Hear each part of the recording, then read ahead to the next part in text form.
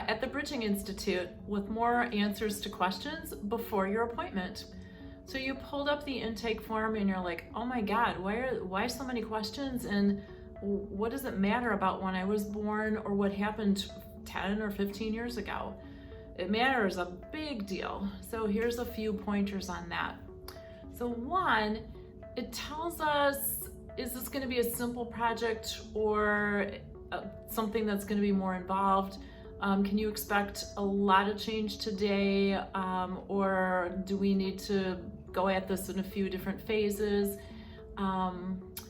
If it's something recent and you've just had one injury, or even if it wasn't so recent and there's really one thing that's happened to you, that's probably going to be a pretty quick thing to put back in order and have you feeling better. If you've got a whole lot of things, then it still is going to go together, but just maybe a little bit more involved. But if you've got something from when you were born or when you were very little, say a surgery when you were like a month old, then there's going to be some complexity to it. We may get things good enough and just leave it at that, but there may be more that we can do. So the earlier just means more complex, and it doesn't mean that you have to come as many times, but it means that there's potential for that much more change.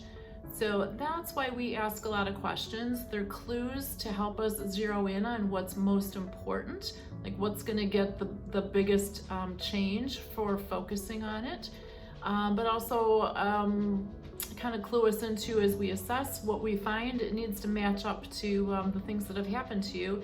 And very often we'll find something when we're assessing that you forgot, and we'll add that to your list. So that's some answers about why those things actually do matter. So try to do some thinking back about what you know about stories from when you were born and things that have happened to you through life. See you soon.